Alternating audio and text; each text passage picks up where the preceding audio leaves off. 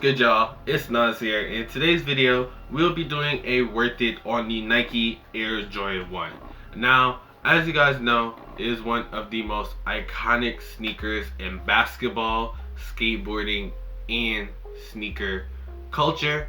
And what we'll be doing in today's video is going over a bit of the backstory, which is mostly self-explanatory, so I'm not really going to go too deep into it. And I'll also note some of the notable Jordan 1 colorways, some common collaborators, the production, and then we will break down the sneaker, and the final score will tell us, in my personal opinion, if the Jordan 1 is worth it. So without further ado, let's start on a bit of the backstory. Now, just some extras on the backstory of the Nike Air Jordan 1. Of course, it was Michael Jordan's first signature sneaker with Nike, but it does also hold similarities to the Nike Air Ship, which is actually the sneaker that Michael Jordan was wearing in the signature band game. That was the black and red colorway, also known as the brand. And then it also does show similarities to the Nike Dunk High as well, which came out around that same period in time. So now that we have a little bit extra on the backstory, let's get into some of the most notable colorways of the sneaker.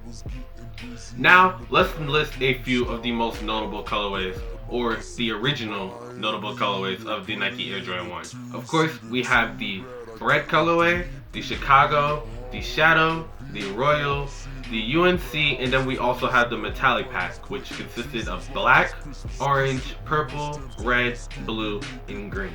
So those are the original colorways of the Nike Air Jordan 1 when they originally did release in 1985, 1986. So 9 out of 10, these are the colorways that you probably see right now floating around your Instagram, with also the neutral gray, which I completely forgot, which came out recently. And those were a few of the original colorways of the Nike Air Jordan 1. When the shoe originally came out, it was more about simplicity, but since the sneaker has come out, we have seen many different colorways of the most iconic sneaker in sneaker culture. So now let's go on to some of the collaborators that have collaborated on this specific Jordan model. Now, before I get into the collaborators on the Jordan 1, I want to note that Michael Jordan almost never lets anybody touch the Jordan 1 model when collaborating, mainly because it is one of the most iconic sneakers in sneaker and basketball history. So if you see a collaboration on the Jordan 1, it is actually an extremely big deal. Now, some of the ones I'm going to note may not be known to you, but they definitely are a few of my favorites. Now, in 2017, we actually saw the collaboration between Laylee May and Virgil Abloh on a Jordan 1. Following in 2018, we had the iconic Travis Scott Jordan 1 with the backwards swoosh, and SoFly, which is a sneaker store down in Miami. And then the most recent and iconic and mind-blowing, not I mentioned, collaboration was actually between Dior in the summer of 2020. So now that we have a few of the most well-known collaborators out of the way, let's get into how the shoe is generally produced. Now, for the production of a Nike Air Jordan 1, it does consist of a mostly leather upper with a nylon or mesh tongue, and then it does have a rubber midsole and outsole. Now, I did also want to mention that we did not see the almost original Nike Jordan 1 cut between the time periods of 1994 and 2015, only because I generally have no idea at all. So most of the shoes that we saw between that 1994 and 2015 time period were actually almost like a 3/4 or a mid cut versus the iconic Jordan 1 high cut that we see on most Jordan 1s that drop in modern day. Now, for video purposes, I actually do have a pair that dropped in 2013, which is the Celtic Nike Air Jordan 1 colorway. And then I have a pair that dropped in 2018, which is my Jordan 1 Bread Toes. Now, you guys can't really see on camera, but the Jordan 1 on the right of me is actually almost a 3/4 cut versus the cut on the 2018 pair, which is more of the almost original Jordan 1 high cut. So now that we have that out of the way, let's get into breaking down the overall sneaker.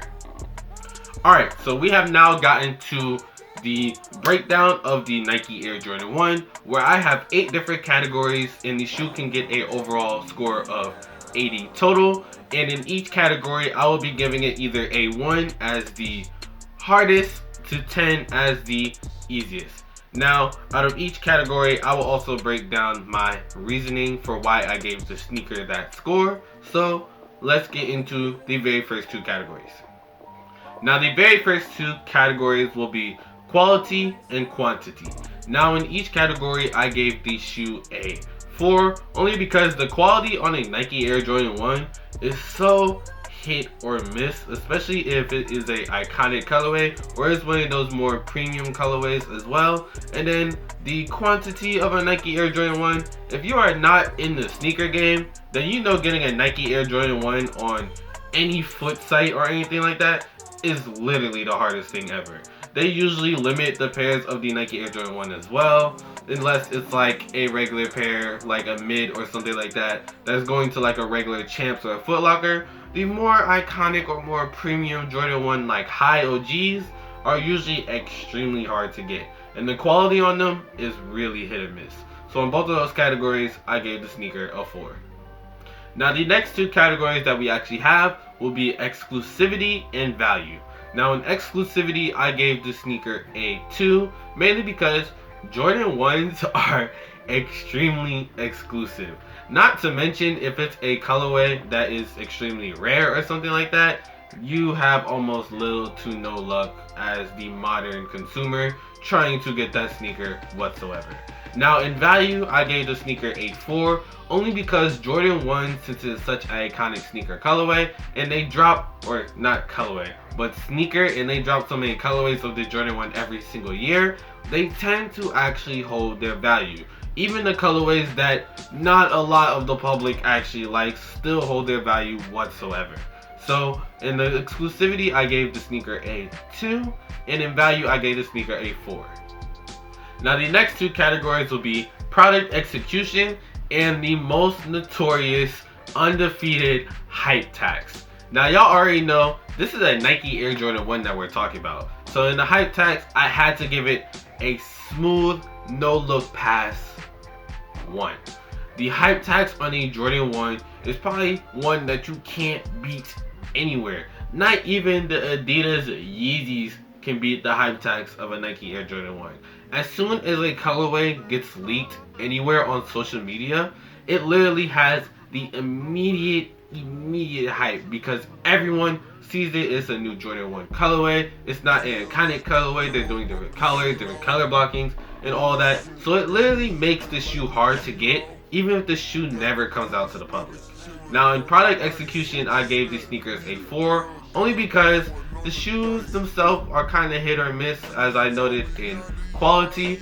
But as far as further executions like attention to detail and things like that, Jordan 1s are kind of meh when it comes to that. So there are the 4 and the 1 for those two categories.